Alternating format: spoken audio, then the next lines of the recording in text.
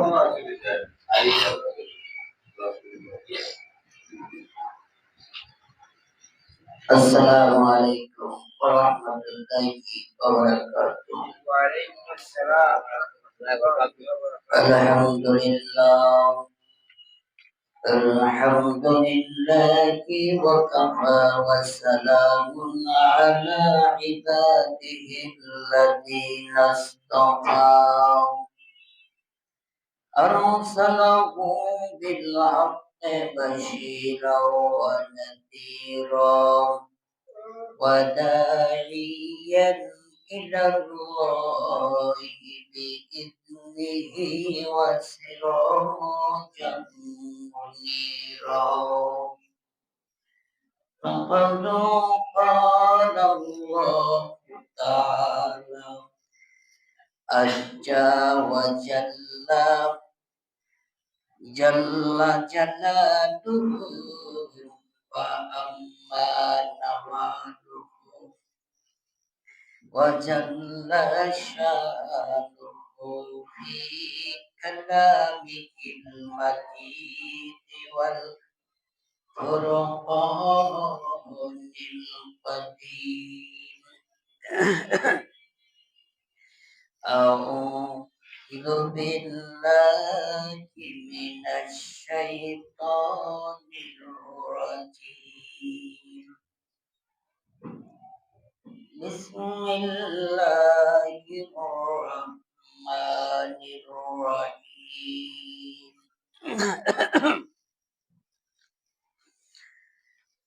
Bismillahirrahmanirrahim.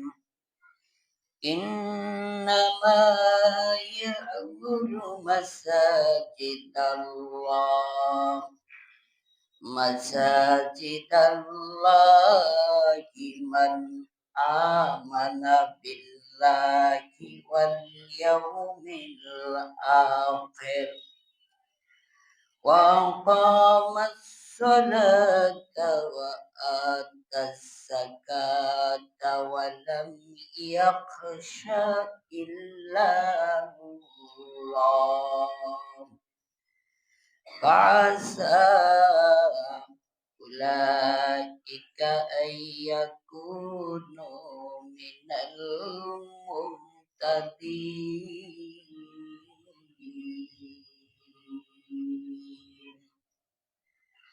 Sadaqallahul azim. Wa Nabi sallallahu alaihi wasallam yati ala nasi zamanun yakunu hadisuhum fi masajidihim fi amri dunyahum fala tujalisuhum falaisa lillah fihim hasab. Rawahul Baihaqi wa qala ta'ala fi syani habibihi wa maghbubihi wa masyuqihi mukhbirahu wa amirahu. Innallaha wa malaikatahu yusalluna 'alan nabi ya ayyuhalladzina amanu sallu 'alaihi wa sallimu taslima. Allahumma shalli ala sayyidina Muhammad wa ala sayyidina Maulana Muhammad Allahumma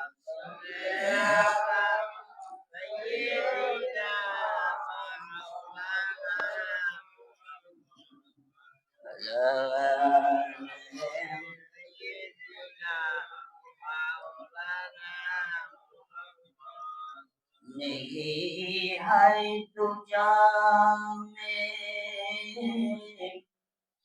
मिसाले Mohammad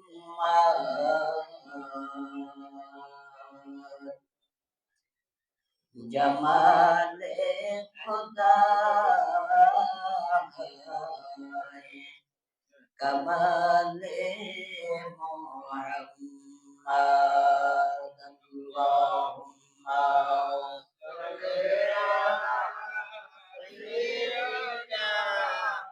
मौलाना मुहम्मद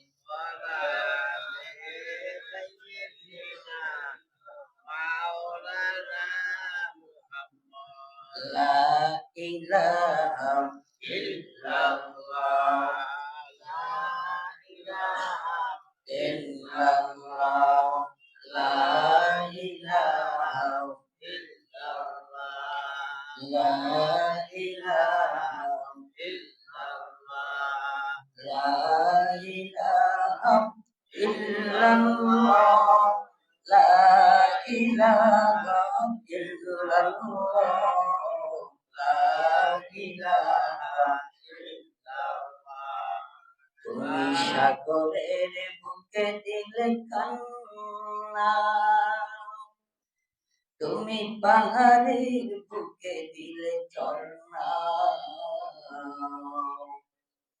তুমি সাগরের বুকে দিলে কান্না তুমি পাহাড়ের বুকে দিলে ঝর্ণা তুমি নিশিরাতের ওই দুর্নীলিমায় নিশিরাতের ওই দুর্নীলিমায় আলোর প্রদীপ কানে জ্বেলেছ ওগো আল্লাহ শুকরিয়া জানাই আমারে যে মুসলিম করেছ আল্লাহ আল্লাহ আল্লাহু লা ইলাহা ইল্লাল্লাহ আল্লাহ আল্লাহ আল্লাহু লা ইলাহা লা ইলাহা ইল্লাল্লাহ মুহাম্মাদুর রাসূলুল্লাহ সাল্লাল্লাহু আলাইহি ওয়াসাল্লাম। মুআজ্জাজ হাজিরিন, উলামায়ে কেরাম, মুসলিয়ায়ে কেরাম, মুরব্বিয়ান, তরুণ যুবক ভাইরা, মহান আল্লাহ তাবারক ওয়া তাআলার দরবারে লাখো কোটি শুকরিয়া সুযোগ যে মহান রব্বুল আলামিন আমাদেরকে আজকে জামাতুল আউয়ালের চতুর্থ জুমায় আমাদেরকে মসজিদে আল্লাহর ঘরে আসার আল্লাহ তৌফিক দিয়েছেন, বসার তৌফিক দিয়েছেন, আল্লাহ নামের জিকির তার হাবিবের প্রতি দরুদ ও সালাম দেওয়ার মতন এই সুযোগ করে দিয়েছেন। এই জন্য কালেমাতে শুকর আদায় করি বলি আলহামদুলিল্লাহ। মুআজ্জাজ হাজিরিন, মসজিদ, এই মসজিদ শব্দটা এমন একটা শব্দ যেটা হলো সেজদা দেওয়ার স্থান। সেজদাটা কি? কাকে সেজদা দিব? কার সামনে আমরা মস্তক অবনত করব? সেজদা দেওয়ার জন্য কতগুলি নিয়ম পদ্ধতি আছে। আপনি সুস্থ, যখন সুস্থ থাকবে একটা মানুষ, তখন তার 8টা অঙ্গ প্রত্যঙ্গ জমিনের সাথে বাজাইয়া আল্লাহ রাব্বুল আলামিনের কুদরতের কদমে সিজদা দিতে হবে। 2 হাত, 2 হাঁটু, 2 পা, কপাল, নাক, এই জিনিসগুলি লাগবে সিজদা কবুলের জন্য এবং সিজদার জন্য। আর এই সিজদাটা একমাত্র মুসলমানরা আল্লাহকেই দিবে। এই মস্তক মাথা অবনত করবে একমাত্র আল্লাহ রাব্বুল আলামিনের কাছে, তার দরবারে। এয়া ছাড়া পৃথিবীর কোন নবী, অলি, গাউস, কুতুব, রাজা, বাদশাহ, ধনবান, ধনাঢ্যবান, ঐশ্বর্যবান, কোন শিক্ষিত, যত বড়ই শিক্ষিত জ্ঞানী যাই হোক, কারো কাছে এই মস্তক, এই মাথা অবনত মুসলমান করবে না। এই অবনত এবং চেষ্টা করার ক্ষেত্রে, আল্লাহকে আল্লাহ বলে স্বীকার করার ক্ষেত্রে, যদিও তাকে আগুনে প্রজ্বলিত করাবে, আগুনে তাকে জ্বালিয়ে ফেলবে, সেটা তার জন্য সহজ, কিন্তু আল্লাহর কাছ ছাড়া, আল্লাহ ছাড়া অন্য কাউকে সেজদা দেওয়া তার জন্য প্রিয় না। কিন্তু আগুনে তাকে নিক্ষেপ করবে, সেইটা সে রাজি হবে, কিন্তু আল্লাহ ছাড়া অন্য কাউকে সেজদা দেওয়ার জন্য রাজি হবে না। এটাই হলো মুসলমানের বৈশিষ্ট্য, কোয়ালিটি, মুসলমানের গুণ। যাই হোক, এই মসজিদে আমরা আসছি আল্লাহ রাব্বুল আলামিনকে সিজদা দেওয়ার জন্য। এই মসজিদটা হলো আল্লাহ রাব্বুল আলামিনের একটা এমন স্থান, রাসূল পাক সাল্লাল্লাহু আলাইহি সাল্লাম বলেছেন এটাকে জান্নাতের একটা বাগান বলেছেন। তোমরা কেউ যদি জান্নাতের মধ্যে বিচরণ করো আর ওই জান্নাতের মধ্যে, তখন তোমরা তার থেকে ফল সংগ্রহ করো। কেউ যদি ফলের বাগানে যায়, আল্লাহ রাসূল বলে তাহলে ফল সংগ্রহ করো, জান্নাতের বাগিচায় তোমরা বিচরণ করবে আর তোমরা ফল সংগ্রহ করবে। এর মধ্যে থেকে ফল, সাহাবায়ে কেরাম বললে ইয়া রাসূলুল্লাহ, ইয়া হাবিবাল্লাহ, এই জান্নাতের বাগানটা কি? আল্লাহ রাসূল বলেন জান্নাতটা হলো দুনিয়ার মসজিদ গুলি হলো আমার আল্লাহ রাব্বুল আলামিনের জান্নাত, রহমতের ভান্ডার, রহমতের খাজিনা, রহমতের হাউস, সেফ হাউস। এটা হলো এমন একটা সুন্দর পরিবেশ, এটাকে আল্লাহর রাসূল বলেছেন এটা হলো জান্নাতের বাগিচা। আমার রাসূল বলেন এই বাগিচায় আমাদেরকে কতগুলি কাজ করতে হবে। বাগানে আসিয়া আমরা যদি খালি দেখেই যাই আর বাগানে আসিয়া যদি আমি আমার ফল সংগ্রহ না করি, তাইলে আমি বাগানে আসলাম আর গেলাম, কিন্তু ফলটা তো পেলাম না।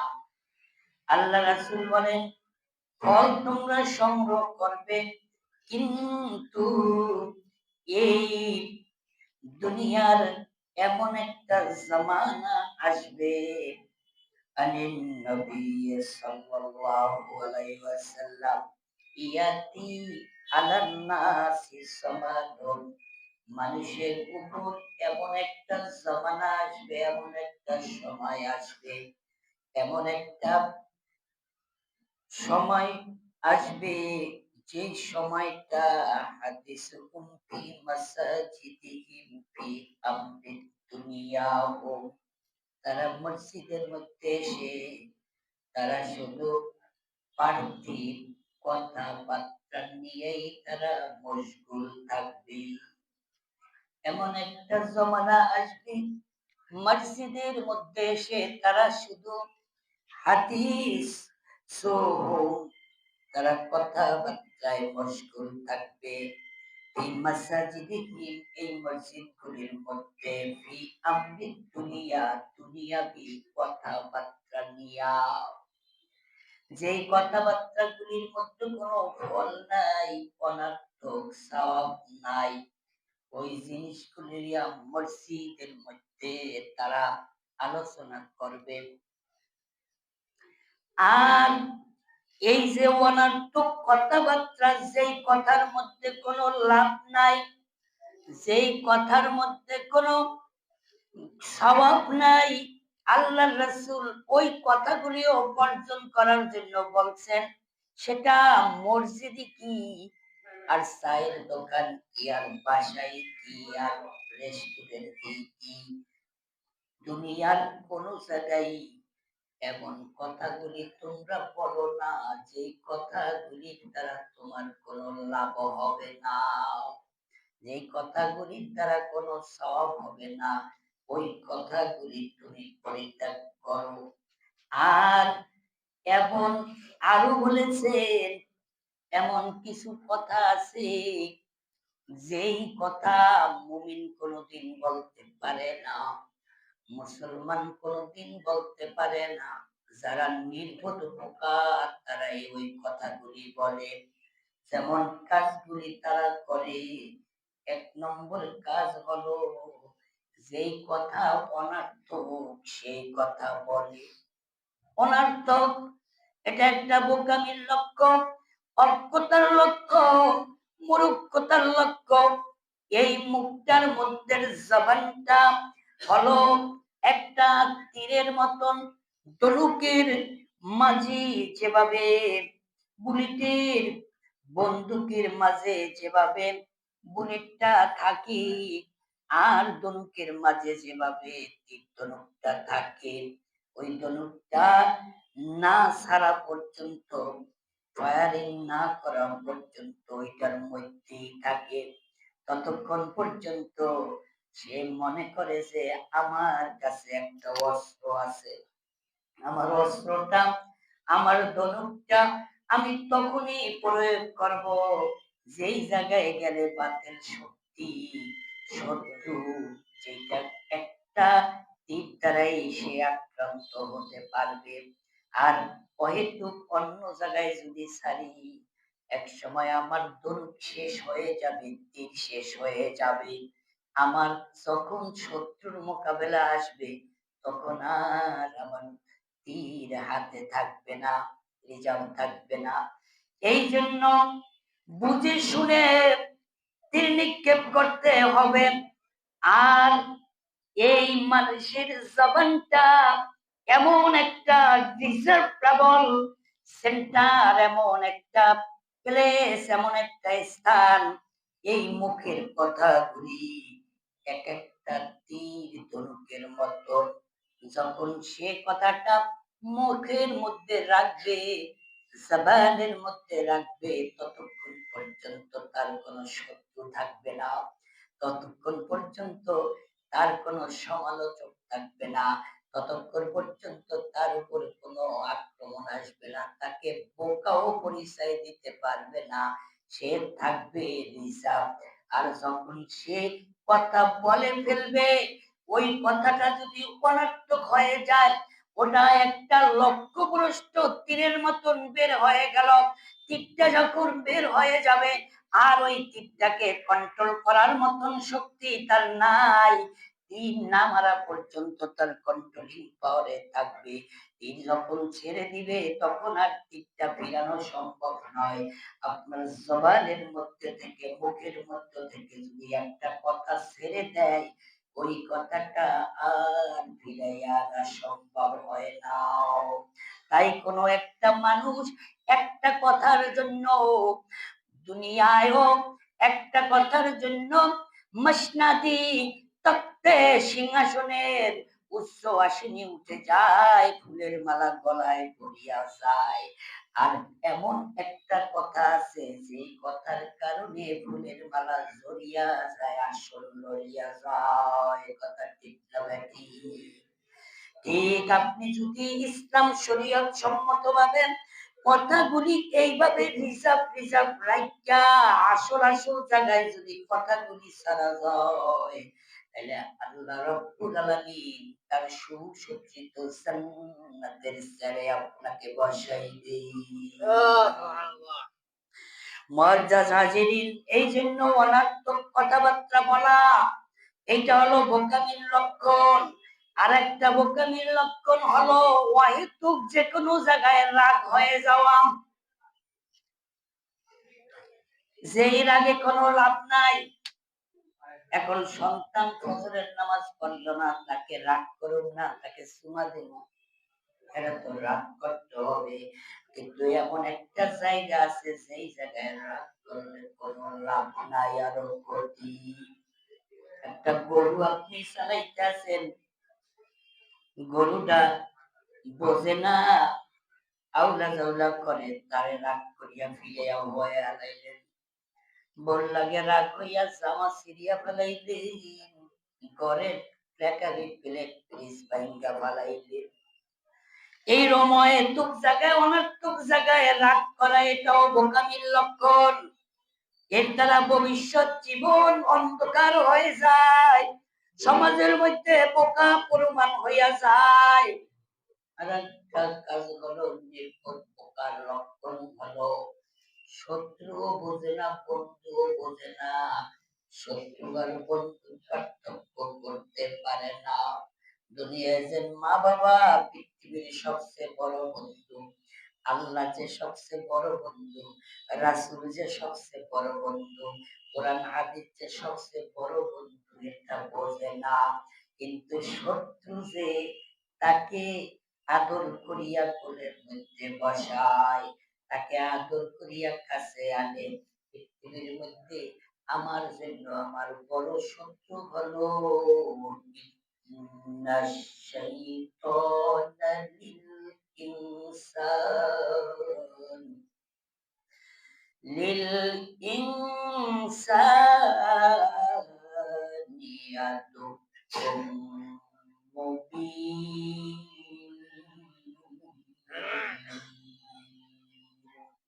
আমার সবচেয়ে বড় বন্ধু শত্রু হলো, আমার সবচেয়ে বড় শত্রু হলো শয়তান ইবলিস। আর আমার সবচেয়ে বড় বন্ধু হলো কে? আল্লাহু ওয়ালিয়ুল্লাযীনা আমানু ইউখরিজুহুম মিনাজ যুলুমাতি ইলান নূর। আল্লাহ রাব্বুল আলামিন হলেন বড় বন্ধু মুমিনের। এই আল্লাহ হলো বড় বন্ধু, বড় অভিভাবক, বড় গার্ডিয়ান। সে অন্ধকার থেকে আলোর মধ্যে নিয়ে আসবে। আর শয়তান হলো বড় শত্রু। তাকে যদি বন্ধু ভাবতে চাও, তাহলে সে আলো থেকে তোমাকে অন্ধকারের দিকে নিয়ে যাবে। ওয়াল্লাযীনা কাফারু আউলিয়াউহুমুত তাগুতু ইখরিজুনাহুম মিনান নূরি ইলাজ যুলুমাত উলাইকা আসহাবুন নারি হুম ফিহা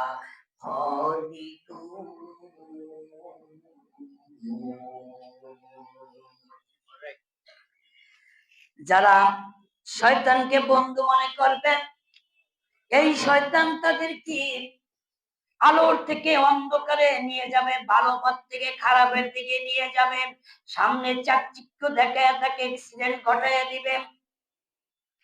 বন্ধুরা আমার, এই জন্য শত্রুকে শত্রু হিসেবে চিহ্নিত করিয়া তার থেকে নিজেকে সেভ রাখতে হবে। বন্ধুকে বন্ধু ভাবিয়া তাকে কাছে আনিয়া বন্ধুর মধ্যে আলাপন করতে হবে, ব্যবহার করতে হবে, ভালোবাসতে হবে। বন্ধুরা আবার আল্লাহ রাসূল বলেন, মানুষের মাঝে এরকম আল্লাহ রাসূল বলেন এরকম কতগুলি কাজকর্মের দ্বারা মানুষ সমাজের মধ্যে অ্যাক্সিডেন্ট হইয়া যায়, পরে সারা বছর কাঁদলেও তার বিপদ দূর হয় না। রাসূল আমার বলেন, এমন একটা জামানা আসবে, ইয়াতি আলান নাসি জামানুন, এমন একটা জামানা আসবে, ইয়াকুনু হাদিসুহুম ফি মাসাজিদিহিম ফি আমরিদ দুনিয়া ওয়া হুম, দুনিয়ায় এই কথাগুলি অনর্থক বলাতে এমনি নিষেধাজ্ঞা, তারপর মসজিদে আসিয়া এই ভয়ানক কার্যক্রম কথাগুলি মসজিদের মধ্যে শুরু হইয়া যাবে। এটা কিয়ামতের লক্ষণ। আমাদের সমস্ত মসজিদে মনে হয় এই ধরনের কার্যকলাপ চলে না।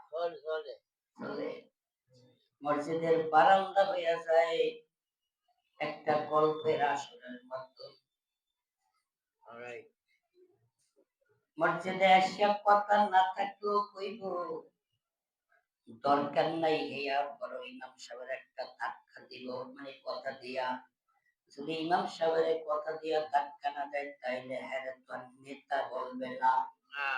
সমাজের মধ্যে সবচেয়ে বড় নিকৃষ্ট নেতা হলো ওই যে ইমামকে আঘাত দেয়, আর ইমামকে আঘাত দেওয়া তার ক্রেডিট মনে করে, কিন্তু ঘরের মধ্যে গিয়া নিজের পুত্রবধূর কাছেও বিলাই হইয়া থাকি, বিড়াল হইয়া থাকে, কথাই বলতে পারে না। আমার মায়ের ভাই আগের ইমাম সাহেব বলতো যারা ঘরের মধ্যে পারে না কিছু করতে, হেরাই মসজিদের মধ্যে উৎপাদ করে। যাই হোক, এক শায়ের বলেন আল মুমিনু ফিল মসজিদি কাসসামাকু ফিল মাই ওয়াল মুনাফিকু ফিল মসজিদি কাত্তায়রু ফিল খাবাসি।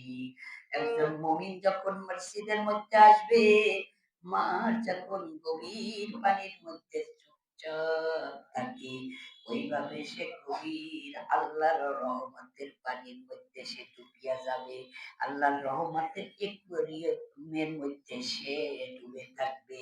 ওয়াল মুনাফিকু ফিল মসজিদি কাত্তায়রু ফিল খাবাসি। আর মুনাফিক যারা তারা মসজিদে এসে খালি ছটফট ছটফট করবে, সালাম ফিরাইয়া শেষ করা যাইবে না।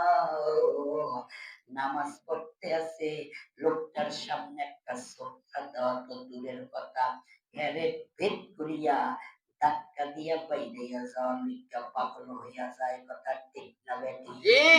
তোমার যদি এত গরম থাকে তুমি সামনে এসে বসো কেন? আর যদি তোমার যেতে হয় তাইলে তুমি আদবের সাথে পাশ দিয়া যাও, যদি নাক দিয়া রক্ত বের হয় বা উঁচু যায় তাইলে তুমি তাড়াতাড়ি পাশ দিয়ে আস্তে আস্তে বের হয়ে যাও, অথবা কেউ যদি অ্যাক্সিডেন্ট হয়, তোমার রোগী থাকে, তাহলে তুমি ওভাবে যাও। কিন্তু মুসল্লিরা হলো একটা মসজিদের গোলাপ ফুল। এই প্রত্যেকটা মুসল্লি গরিব হোক ধনী হোক এতিম হোক অনাথ, প্রত্যেকটা মুসল্লি হলো একটা ফুল, আর এই বাগানটা হলো জান্নাতের বাগিচা। আল্লাহ রাসূল বলেছেন এই বাগানের প্রত্যেকটা মুসল্লি হলো ফুল, এই ফুলকে তুমি আঘাত দিতে পারবা না, এই ফুলটাকে তুমি কষ্ট দিয়া জড়াইয়া দিতে পারবা না। মনে রাখবা ছোট্ট ছোট্ট মাসুম বাচ্চা দিলে এই জান্নাতের বাগিচার ফুল। আমরা যদি তাকওয়া অর্জন করি, আল্লাহওয়ালা হয়ে যাই, তাহলে এই জিনিসগুলি সব সমাজ থেকে দূর হয়ে যাবে। মসজিদে আপনি যত ভালো থাকবেন, অবশ্যই ভালোটা আপনার সমাজে চলে যাবে। মসজিদে আপনি যত খারাপ হয়ে যাবেন, আপনার আচরণ সমাজের মধ্যে চাইবে গিয়া। এই জন্য মসজিদে আপনি ভালো হয়ে যান, নামাজের মধ্যে ভালো হয়ে যান, সেজদার মধ্যে ভালো হয়ে যান, রুকুর মধ্যে ভালো হয়ে যান, ব্যবহারের মধ্যে ভালো হয়ে যান। এক ভাই একটা সমস্যার সৃষ্টি করতেই পারে, মোবাইলটা পাইছেই উঠতে পারে, এই দিকটা চতুর্দিক দিয়ে আপনি তার ক্যান্সার আঘাত করতে পারবেন না। আপনি যত সুন্দর নমনীয় কমনীয় আদর্শ মসজিদের মধ্যে করবেন, আল্লাহ রাব্বুল আলামিন সমাজ এর সোশ্যাল ওয়েলফেয়ার কাজগুলি আপনার সহজ করিয়া দিবে। কাজী বন্ধুরা আমার, আল্লাহ রাসূল আরেকটা কথা বলছেন, এই মসজিদটা এমন একটা স্থান, বলেন নবী সাল্লাল্লাহু আলাইহি ওয়াসাল্লাম মান আকালা মিন হাজির শাজারাতিল মুনতিনাতিন ফালা ইয়াকরুবান্না মাসজিদানা ফা ইন্নাল মালাইকাতা ইয়াতাআজ্জা বিমা ইয়াতাআজ্জা মিনহুল ইসরা মুসলিম। এই হাদিসে বলা হয়েছে, রাসূল বলেন যে ব্যক্তি দুর্গন্ধ গুল্ম দুর্গন্ধযুক্ত জিনিস খায়, ওই ব্যক্তি যেন আমার মসজিদের নিকটে না আসে। দুর্গন্ধ, মুখ থেকে দুর্গন্ধ আসে, কারণ বুঝিয়ে নেন কিসে কিসে দুর্গন্ধ আইতে পারে। এমন একটা ফল যেই ফল ছাড়া পেরান বাসে নাও, ঘরের মধ্যে মাছ মুরগি কিছু নাই, তাও পোলাপানের মুখে একটা চিপস বা চকলেট নাই দিতে পারো, কিন্তু নিজের মুখে 10 টাকা 20 টাকা দিয়া ব্যবসাটা করলে বা কারিগর বিড়ি তো আগের নাই, সুলতানি ওগুলি তো সব গেছি, অনেক কিছু কিছু আছে, এগুলি না খাইলে মন ভালো লাগে না। অনেক সময় হাত পচাবা করি, 3 বার সাবান দিয়া ধুইলো হাতের তল বন্ধ যায় না। কি কথা বলা, কথা ঠিক না বেঠিক? আল্লাহ রাসূল বলেন, যাদের মুখ থেকে এই দুর্গন্ধ আসে তারা যেন মসজিদের তারের কাছে নাই। কারণ কি জানেন, এই মসজিদে আল্লাহ রাব্বুল আলামিনের রহমতের নূরানি ফেরেশতারা আসে। আপনারা আর কয়জন, আমরা আর কয়জন, তারা অসংখ্য লক্ষ লক্ষ। এই নুরানি ফেরেশতারা যখন আমরা আল্লাহু আকবার বলি, যখন আমরা আস্তাগফিরুল্লাহ বলি, যখন আমরা সুবহানাল্লাহ বলি, আলহামদুলিল্লাহ বলি, যখন আমরা সিজদা দেই, তখন এই ফেরেশতারা আমাদের সাথে সাথে আল্লাহর কাছে আমাদের জন্য ফরিয়াদ করে, আমাদের জন্য আল্লাহর কাছে সুপারিশ করে, আল্লাহর কাছে দোয়া করে। কিন্তু জেনে রাখবেন, ওই নূরের ফেরেশতারা কষ্ট পাইয়া তারা চলে যায়। এই জন্য এই রহমতি নুরানি ফেরেশতাগুলির কষ্টের কারণে আরেক মুসলমান ভাই কষ্ট পাওয়ার কারণে, যে সিগারেট বিড়ি খায় না তার দেখবেন আরো বেশি কষ্ট। এই কষ্টের কারণে আল্লাহ রাসূল বলেন, তাদের মসজিদের ধারে কাছে যাওয়ার দরকার নাও। যদিও ভুলে খাইয়া আলাম, তওবা টওবা করিয়া মুখটু ভালো করিয়া ধুইয়া দিয়া তারপর একটু পান টান চাওয়া এটা হইয়া আবার মসজিদে আইয়েন, আর আস্তে আস্তে করিয়া জিনিসগুলি ছেড়ে দিবেন ইনশাআল্লাহ। আল্লাহ রাব্বুল আলামিন। আর আল্লাহ রাসূল বলেন আর একটা কথা, মসজিদে আসিয়া যারা এরকম দুনিয়াবি কথা কয়, বাজে কথা কয়, অনার্থক কথা কয়, যেই কথার মধ্যে কোনো সওয়াব নাই, আল্লাহ রাসূল বলেন, ও আমার উম্মতেরা, আর মুমিন মুসলমানদের জন্য আল্লাহ রাসূল অ্যাডভাইস করেন যে, ফালা তুজালিসুহুম ফালাইসা লিল্লাহি বিহিম হাজা। তারা কি করবে, ওই লোকদের সাথে মুমিন মুসলমানরা বসবে না।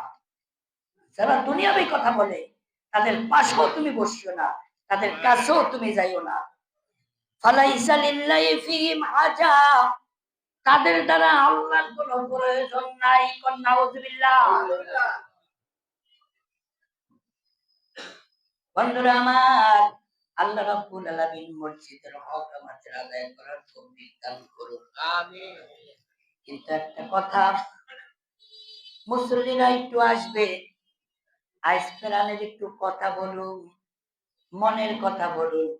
মুসল্লিরা যখন আসছে তখন দেখছেন সময় শেষ, আবার দুই একজনের হুজুরের আবার গড়িও দেখায়, টাইম হয়ে গেছে, আমি 5 মিনিট আজকে বাড়াবো, কিন্তু আমার নামাজের কৌশলের মধ্যে দেখবেন আমি টাইম ঠিক মতো আপনাদেরকে 2টার আগে বিদায় দেওয়ার ইনশাআল্লাহ চেষ্টা করব। কিন্তু অন্য কোন মসজিদে 2টার আগে কোন মসজিদের জন্য এই মুসল্লিরা বাইরে না, বাইরে পারে না। আমি 2টার মধ্যে বিদায় দিব। কোরআনের কথা হইল কি, আজকে যদি আপনার বাসায় আমি যাইতাম, তাহলে অন্তত পক্ষে আমার সকালবেলা 2টা পড়াটা, আমি বললাম এই কথা কাম না, আর না দিলে একটা ডিম কত প্রায় 100 টাকার মতো খরচ হইতো না, হইতো কিনা? আপনার বাসায় দুপুরে গেলে হালাইয়া দিতে পারতেন না, রে হুজুরের পিছনে একদিন নামাজ আদায়। কিন্তু আমার নিজের জন্য আমি কোনোদিন এই মসজিদে চাই না। আমি খানায় কাবাই গেছি, খানা কাবাটা ধরিয়া তখন এই দোতলায় টিন ছিল, টিনের চাল ছিল। এই মসজিদের মধ্যে উন্দুক ভিক্ষা, এই মসজিদের মধ্যে ব্যাং ভিক্ষা পায়খানা করিয়া বেড়াইতো, মুসল্লিরা কথা বল না কা। আমি এইভাবে খানায় কাবাটা ধরিয়া আল্লাহর দ্বারে কাঁদছি, আল্লাহ এইবার গিয়া যে মসজিদটা দোতলা করতে পারি। টাকা আমি দেই নাই, আল্লাহর কাছে বলছি, আল্লাহ ব্যবস্থা করছে। মসজিদ আসার কয়েক সপ্তাহ পরে একজনের ছাদ দিয়ে দিছে। উজুর দরকার, উজুখানা চাল হইয়া গেছে, টাইলস হইয়া গেছে। ফ্লোর টাইলস হয়ে গেছে, গ্লাস হয়ে গেছে, কেউ ব্যাঙ আর ঢুকতে পারে না। টাকা কিন্তু আমার পকেট তো দেয় নাই, টাকা দিচ্ছেন আপনারাই। খালি একটু আমার কষ্ট হয়েছে, আল্লাহ আমাকে জবান দিছেন, একটু জানি আমার জানান যে শব্দটা পৌঁছে কিনা। জবান দিছে একটু খরচ করি, আর যখন আপনাদের কাছে কিছু চাই তখন এত ভয় লাগে যে আল্লাহ যদি কিছু না পাই তাহলে তো আল্লাহ মাইসে যারা দেয় না বা যাদের আগ্রহ নেই তারা তো বলবে হুজুর দিল না। আল্লাহ তুমি বেইজ্জতি করবে। আজকে উজুখানা করতেছি, একেবারে বিশ্বাস করেন এত বড় বাজেট কেউ কাছে শুনাইও নাই। মুসল্লি ভাইরা উৎসাহ দিছে, স্যারেরা উৎসাহ দিছে যে বিসমিল্লাহ করিয়া শুরু করেন, আল্লাহ ফয়সালা করিয়া দিবে। এই কাজেই নবী হয়। আজকে আমি এই মসজিদের মধ্যে একটু দেখতে চাই, এই উজুখানা, এই যে পেশাবখানাটা ঠিক করলে এখানে এত মানুষ আসা যাওয়া করে, এক্সচেঞ্জা করে, এতে কি আপনার সব হবে না? সদকায়ে জারিয়ার সব হবে না? হবে হবে। এক ব্যাগ সিমেন্ট দেওয়ার মতন কেউ আছেন ভাই? একটা ব্যাগ সিমেন্ট, আপনি একটা সিমেন্টের টাকা আছেন কেউ এক ব্যাগ সিমেন্ট দিবেন? আমি তো ৬,০০০ টাকা দিছেনি, আরো দিবেন? ওই দেখেন, দেখছেন দিয়েছে ৬,০০০ টাকা, কয় আরো দিবেন। কোন আলহামদুলিল্লাহ। কবরবাসীর জন্য দোয়ার জন্য, আপনারা মা বাবার রুহের মাগফিরাতের জন্য এক ব্যাগ সিমেন্ট এই আমার সাহেদ ভাই দিয়ে দিছে এক ব্যাগ সিমেন্ট। আর কেউ আছেন এক ব্যাগ সিমেন্ট দিবেন? কে নামটা বলেন? মোহাম্মদ ফজলুর রহমান এক ব্যাগ সিমেন্টের টাকা বা সিমেন্ট দান করবে, বলেন আলহামদুলিল্লাহ। এই বানাতে বাঘ নাই, এবার তাহা জানে, বড় বড় বাঘ আছে ছোট ছোট বনে। মধ্যে দিয়া কালেকশন এইভাবে করতাম না। যখন 2013-14 কালেকশন করতাম, সৌরভ ভাইও 2000 টাকা দিছে। আমি কি না ভাই আর একটু লাগবে? আরে ভাই এখন কাউন্সিলর বানাইছে, আল্লাহ পৌর চেয়ারম্যানও তো বানাই দিতে পারে। দোয়া করছি, কেরে আল্লাহ কি দিব জানেন? না দিলেও তো সৌরভ ভাই তো জোর করিয়া লই নিম্নে এক ব্যাগ সিমেন্ট। আবার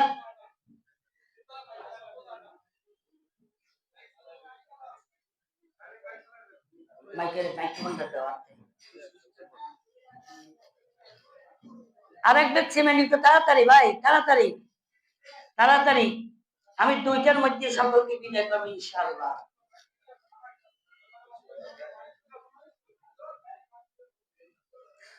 আছে কেউ আর এক ব্যাগ সিমেন্ট? ও ওই সৌরভ ভাই এটা না চাইতে দিয়া দিছে, কোন আলহামদুলিল্লাহ। এক ব্যাগ সিমেন্ট কত? 60 টাকা লয়ে লয়েন কিন্তু আলহামদুলিল্লাহ বলেন। একটু নারায়ে তাকবীর দিয়া উৎসাহ দিয়া দেন, নারায়ে তাকবীর। শর্ষিনা মাহফিল চলতেছে, চরমনাই মাহফিল আজকে শেষ দিন। আরে কত আমল চলতেছে আল্লাহ। আমরা তাড়াতাড়ি একটু দান করব, অনেকে চরমনাই যাবে তাড়াতাড়ি। আর এক ব্যাগ সিমেন্ট একটু কয় ব্যাগ হয়েছে ভাই? 3 ব্যাগ হয়ে গেছে। আমরা উঠেছে কইছি ভাই একটু রাখেন। আরে আব্দুল খালেক ভাই একটু বন, একটু বন রে ভাই, বন। আমার বন্ধুরা, আমার ভাইয়েরা, আর কেউ আছেন এক ব্যাগ সিমেন্ট দেওয়ার? তাড়াতাড়ি 1 মিনিট সময় খালি। আচ্ছা, এক ব্যাগ। যার সামর্থ্য নাই বা সামর্থ্য আছে বিভিন্ন জায়গায় দান করে, কত আর দান করবে? কাজী তাকে বলবো যে আপনি নিম্নে 100 টাকা, 200 টাকা, 500 টাকা, আপনি যা পারেন দেন।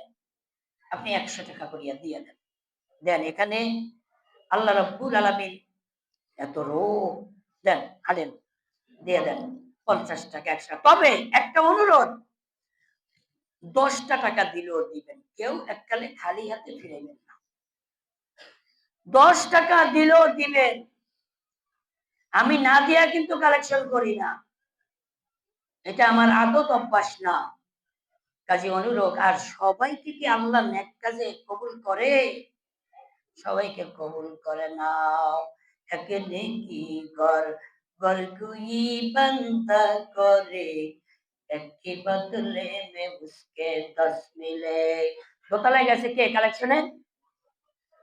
এই খায়ের কাকা, দাউদি দোতলায় কে গেছে? মহসিন ভাই আছে ভাই, ইউসুফ ভাই আছে? ইউসুফ ভাই একটু যান তাড়াতাড়ি বাইরে। ও আচ্ছা, ঠিক আছে। আল্লাহুম্মা সাল্লি আলা সাইয়্যিদিনা মাওলানা মুহাম্মদ ওয়া আলা আলি সাইয়্যিদিনা। বারান্দা দিয়ে একজন একটু দাঁড়ান, বারান্দা দিয়ে একজন একটু হাঁটা দেন, তাইলে হয়ে যাবে। আর নামাজের পরে অর্থাৎ অনেকে আসে পরে, তারপরে একটু ওই বাইরে দাঁড়াবেন, ইনশাল্লাহ দিয়ে যাবে। আর একটা লোক অসহায় আছে, একটু আমার ইঙ্গিত দিছে, যাওয়ার সময় একটু দান সদকা করে যাবেন। লা ইলাহা ইল্লাল্লাহ। কে? হ্যাঁ বলছে আলহামদুলিল্লাহ। আল্লাহ তুমি মাহবুবার কলিজা ঠান্ডা করে দাও আল্লাহ। আল্লাহ গো, এই সিমেন্টের উসিলায়, এই দানের উসিলায় যারা 10 টাকাও দেয় আল্লাহ, তুমি এই দানটাকে কোটি কোটি গুণ বড় নিয়ামত হিসাবে মঞ্জুর করো, হজ নসিব করে দাও আল্লাহ। মা বাবা যাদের কবরে চলে গেছে আল্লাহ, কবরের আযাব মাফ করে দাও আল্লাহ। মা বাবারে কবরের মাঝে কষ্ট দিও না। নানা নানি দাদা দাদির নামে দিয়ে দেন তাড়াতাড়ি। মা বাবারে কবরের মাঝে সাজা দিয়ে নাও আল্লাহ। দাদা দাদিরে কবরের মাঝে কষ্ট দিয়ে নাও, কষ্ট দিয়েন না। মা বাবারে কবরের মাঝে সাজা দিয়েন না।